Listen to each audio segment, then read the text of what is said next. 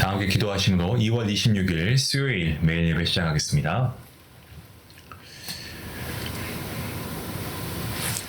오늘도 우리를 지키시고 보호하신 하나님, 오늘도 우리가 주님의 품에 거하며 오늘 하루를 보내고 또 오늘 하루를 시작하며 우리가 말씀 가운데 서게 하시니 감사합니다. 오늘도 우리의 피난처이시고 모든 시련과 고통 가운데서도 변함없이 지키시는 하나님, 저희의 삶을 주님의 손에 의탁하며 이 자리에 모인 모든 이들과 저희 교회 모든 사랑하는 성도들, 특별히 우리 환우분들 하나님께서 붙잡아 주시기를 간절히 기도합니다. 주님, 저희 중 아픈 이들에게 주님께서 치유의 손길을 허락하여 주시옵소서.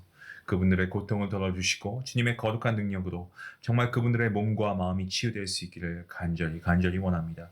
저희가 주님의 은총 안에서 강건하여지고 모든 질병과 악함에서 벗어날 수 있도록 하나님 우리를 붙잡아 주시옵소서.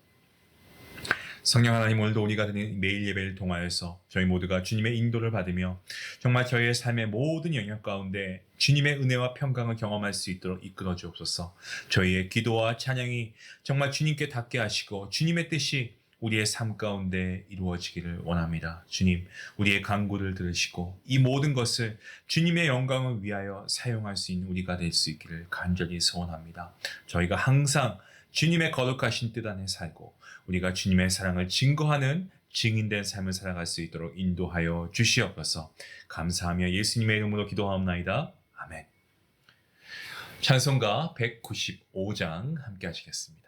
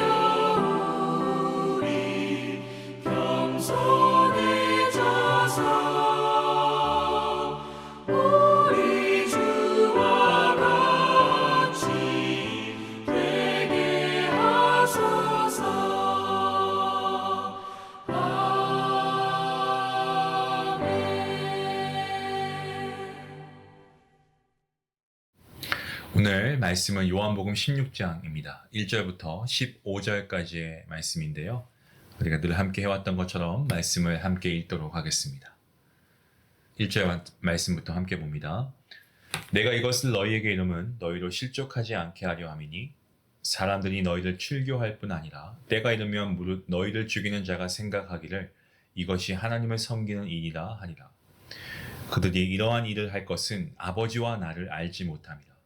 오직 너희에게 이 말을 한 것은 너희로 그때를 당하면 내가 너희에게 말한 이것을 기억나게 하려 하며 처음부터 이 말을 하지 아니한 것은 내가 너희와 함께 있었습니다. 지금 내가 나를 보내신 이에게로 가는데 너희 중에서 나더러 어디로 가는지 묻는 자가 없고 도리어 내가 이 말을 함으로 너희 마음에 근심이 가득하였도다. 그러나 내가 너희에게 실상을 말하노니 내가 떠나가는 것이 너희에게 유익이다. 내가 떠나가지 아니하면 보혜사가 너희에게로 오시지 아니할 것이요 가면 내가 그를 너희에게로 보낼 것이니 그가 와서 죄에 대하여 의에 대하여 심판에 대하여 세상을 책망하시리라. 죄에 대하여라 함은 그들이 나를 믿지 아니하며 의에 대하여라 함은 내가 아버지께로 가니 너희가 다시 나를 보지 못하며 심판에 대하여라 함은 이 세상 임금이 심판을 받았습니다. 내가 아직도 너희에게 이를 것이 많으나 지금은 너희가 감당하지 못하리라. 그러나 진리의 성령이 오시면 그가 너희를 모든 진리 가운데로 인도하실 것이니 그가 스스로 말하지 않고 오직 들은 것을 말하며 장래 일을 너희에게 알리시리라. 그가 내 영광을 나타내니 내 것을 가지고 너희에게 알리시겠습니다. 무릇 아버지께 있는 것은 다 내 것이다. 그러므로 내가 말하기를 그가 내 것을 가지고 너희에게 알리시리라 하였노라. 아멘. 우리 주님께서는 제자들과 십자가 지시기 전날 그 전날 밤을 함께 보내시면서 자신이 떠나셔야 하는 이유와 그리고 떠나신 이후에 앞으로 벌어질 박해에 대해서 말씀해 주고 있습니다. 눈으로 보이고 손으로 만질 수 있는 주님이 단지 제자들과 함께 계시지 않아 아쉬운 그런 차원이 아니고 오히려 주님과 함께 있었다는 것만으로 주님을 구원자로 믿었다는 것만으로 박해를 당하고 목숨까지 위협당하는 그러한 일이 벌어질 것이다 라고 말씀하고 계십니다. 2절과 3절 말씀은 제가 다시 읽겠습니다. 사람들이 너희를 출교할 뿐 아니라 때가 이르면 무릇 너희를 죽이는 자가 생각하기를 이것이 하나님을 섬기는 일이라 하리라. 그들이 이러한 일을 할 것은 아버지와 나를 알지 못함이라. 자, 출교라는 말이 나오고 있습니다. 회당에서 내쫓김 당한다 라고 하는 거죠. 그 당시 유대 사회에서 출교는 단순히 우리가 생각하는 대로 더 이상 회당에 나오지 마. 이 정도가 아니고 그 사람이 지금까지 이렇게 축적해왔던 사회적인 어떤 자산을 모두 잃게 되는 큰 벌이었습니다. 자, 여기에 그치지 않고 때가 이르면 실질적으로 제자들을 죽이는 데까지 이를 것입니다. 자, 주님의 제자들이 이런 벌을 받게 된 원인은 예수님을 하나님이라고 믿었다는 데 있습니다. 사실 벌이라고 하긴 그렇죠. 이런 어떤 처벌을 받게 되는 거죠. 그러니까 예수님은 하나님이라고 믿었다는데 이런 벌을 받는다. 참 하나님은 한 분이라고 믿어온 유대교의 시각에서 예수라고 하는 사람도 그들 입장에서는 예수도 하나님이라는 예수 자신과 또 이런 제자들의 주장은 이 유대교 입장에서는 굉장히 받아들이기 힘든 것이었습니다. 그래서 어떠한 죄를 뒤집어 씌웁니까? 불경죄, 신성모독에 대한 불경죄를 뒤집어 씌웁니다. 박해를 행했던 그런 사람들도 그 박해 행위조차도 하나님을 섬기는 일이라고 정당성을 부여하죠. 합리화하는 겁니다.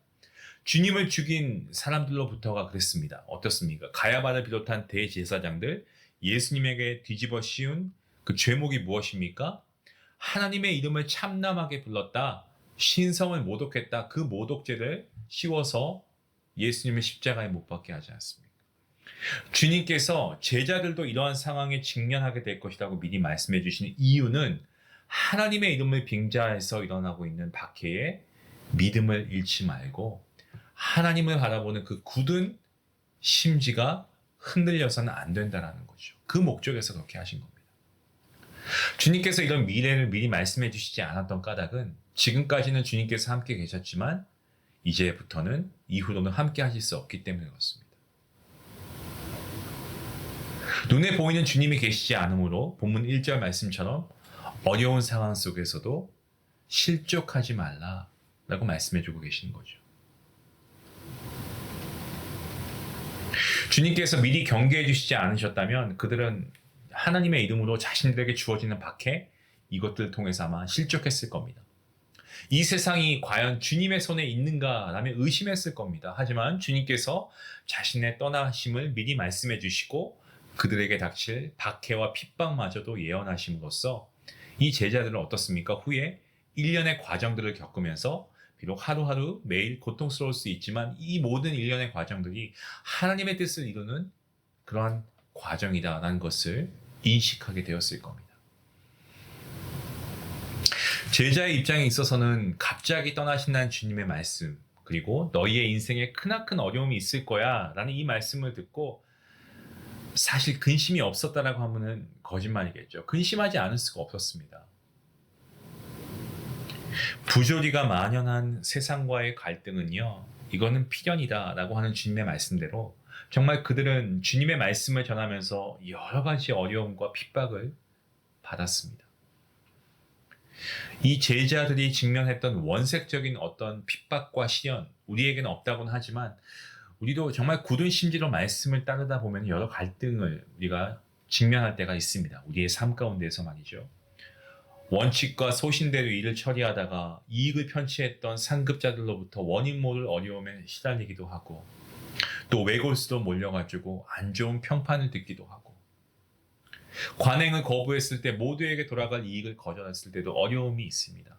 믿지 않는 배우자와 함께 살면서 신앙생활할 때 박해받는 이야기들, 신실하지 못한 배우자의 삶으로 고통받는 이들의 눈물, 저는 이런 이야기들을 많이 듣습니다. 이들 모두가 바르게 살려고, 정말 말씀 안에 바르게 살려고 하는 신앙인들 받는 고통, 아직까지도 여실하게 이러한 모습들이 보여지고 있습니다. 하나님을 모르는 세상 가운데 하나님을 아는 사람으로 산다는 것은 그만큼 힘든 일인 것입니다. 여러 모양으로 고통의 형태는 다양할 수 있지만 말씀 따르는, 정말 말씀에 순종하는 참 제자의 길을 걷다가 만나는 어려움 때문에 정말 좌절할 수 있지만, 여러분 오늘 이 말씀이 우리에게 용기가 되어서 우리가 실족하지 않는, 좌절하지 않는, 우리의 믿음을 포기하지 않는 그러한 저와 여러분 모두가 될 수 있기를 먼저 주님의 이름으로 간절히 축원합니다. 자, 주님은 어디로 가십니까? 5절 말씀을 보시면 나를 보내신 이에게로 간다라고 하십니다. 사람이 어디로부터 와서 어디로 가는지 아무도 알지 못하는데 오직 주님은 어디로 오셔서 어디로 가셔야 하는지 알고 계십니다. 하나님께로 돌아가시고 하나님께 도달할 수 있는 유일한 길이신 예수님은 이제 그 길로 가시면서 근심하고 염려하는 제자들에게 자신이 떠나가는 것이 그들에게 좋은 것이다 라고 말씀해 주시죠. 그러면서 주님께서 가셔야 성령께서 오실 수 있기 때문이다 라고 설명하십니다. 본문 7절 말씀에 너희에게 유익이다 라고 하신 것, 주님이 떠나시는 것, 주님께서 죽으시는 것이 주님의 백성들에게 더 나은 이유는 보혜사, 성령 하나님이죠. 성령 하나님께서 오실 수 있기 때문에 그렇습니다. 육체를 가지신 주님은 시공간의 한계를 가지실 수밖에 없습니다. 주님께서 아무리 물 위를 걷고 바다의 풍랑을 잠잠케 하는 능력이 있으시다고 해도, 다시 말해서 참 하나님이시자 참 인간이신 우리 주님으로서는 자기 백성 모두와 함께 하기에는 육체를 가지신 주님은 어려움이 있으셨던 겁니다. 임마누엘, 하나님께서 우리와 함께 하시겠다는 약속을 지키기 위한 또 하나의 다른 차원으로 우리와 함께 하시는 방식을 바꾸신 겁니다. 주님께서 육신을 입으시고 우리와 함께 하시진 않지만 믿는 모든 이들과 함께 하실 수 있는 성령 하나님께서 오심으로 우리 안에 내주하심으로 지속해서 계속적으로 말씀의 열매를 맺는 삶을 살게 하시겠다. 지금 그 말씀하고 계시는 겁니다. 우리 주님께서 떠나셔야 하는 것은 세상 속에서 주님의 사역에 실패했기 때문이 아니고 승리했기 때문이며, 하나님의 나라를 더 급진적으로 확장케 하기 위함입니다. 완성하기 위함입니다. 진리의 영이신, 그리스도의 영이신 성령 하나님께서 오심으로 주님께서 자기 백성을 위해 베푸신 십자가 구원의 의미가 무엇인지 생각나게 하시고, 그리고 우리 안에 열매 맺는 삶을 살게 하실 것입니다. 성령 하나님의 사역은 폭넓게 주님의 백성들에게 공간을 초월해서 일어나지만 사역의 방향은요, 한결같습니다. 주님의 백성을 모든 진리 가운데로 인도해 주시는 것이 성령 하나님의 사역입니다. 안내해 주시는 거예요. 이는 인도를 받는 사람을 억지로 끌고 가지 아니하시고 인격적으로 안내해 주신다는 거예요. 안내의 도구가 무엇일까요? 하나님의 진리의 말씀, 이 말씀입니다.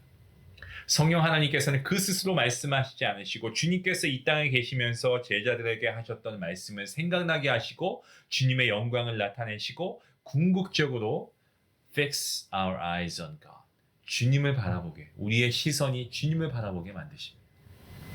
사랑하는 중앙가족 여러분, 예수 그리스도께서 우리의 구원을 위해 십자가 지셨습니다. 이것을 믿을 때 우리의 신분이 바뀌어 하나님의 자녀가 됩니다. 칭의입니다. 이 칭의 이후에 우리가 날마다 성령 하나님의 안내를 받아 거룩하게 우리가 변화되어 갑니다. 말씀 따르는 열망을 갖게 됩니다. 내 욕망이 아니고 하나님 나라 추구하면서 살아가게 됩니다. 성화의 과정이 이것이고 이것이 바로 우리가 말하는 성화의 구원입니다. 오늘도 우리와 함께 하시는 성령 하나님으로 말미암아 이러한 성화의 삶을 우리가 살아갈 수 있기 원합니다. 우리를 위해 십자가 지신 주님, 우리가 아무 공로 없이 하나님의 은혜로 주님의 십자가의 죽으심으로 부활하심으로 우리의 신분이 바뀌고 하나님의 자녀가 되고 구원을 선물로 받았습니다. 이 땅에 있는 동안 우리가 하나님 말씀 더 잘 따르고 우리가 정말 구원의 삶을 살아갈 수 있는 구원을 이루어가는 삶을 살아가는 저와 여러분 모두가 될 수 있으면 좋겠습니다. 성령 하나님을 의지하는 삶이 되었으면 좋겠습니다. 이러한 삶을 살아가는 우리 모두가 될 수 있기를 간절히 기도합니다. 기도하시겠습니다. 고마우신 하나님 감사합니다. 오늘도 귀한 말씀의 은혜를 우리에게 허락하시고 하나님께서 우리의 구원을 위해 이루신 그 크신 일들을 우리가 바라봅니다. 그리고 구원을 이루는 삶에서 일어나게 되는 어려움과 환난이 있다는 것을 우리가 다시 한번 깨닫게 됩니다. 피하지 않게 해주시고 담대함과 용기와 더 강한 믿음을 주시옵소서. 오늘도 우리와 함께 하시는 성령 하나님의 능력으로 말미암아 하나님의 말씀을 우리가 떠올리며 하나님의 말씀을 붙잡고 하나님의 말씀을 우리가 더욱더 의지함으로 우리에게 보여주셨던 진리의 삶을 떠올리며 정말 우리가 이 성화의 삶을 구원받은 자녀로서의 삶을 마땅히 살아낼 수 있는 귀한 능력 있는 우리 모든 성도들 될 수 있도록 하나님 함께 해주시옵소서. 감사하며 예수님의 이름으로 기도하옵나이다. 아멘. 성령 하나님의 인도하심을 구하는 기도 우리가 오늘 할 수 있으면 좋겠습니다. 아니 내일 할 수 있으면 좋겠습니다. 오늘도 성령 하나님의 도우심을 구하고 인도하심을 구하고 우리를 구원의 이 성화의 믿음의 삶으로 이끄시는 성령 하나님의 인도하심을 받게 해달라고 우리가 기도하며 나아갈 수 있는 우리 모두가 될 수 있기 원합니다. 우리 말씀 생각하시면서 함께 기도하시겠습니다.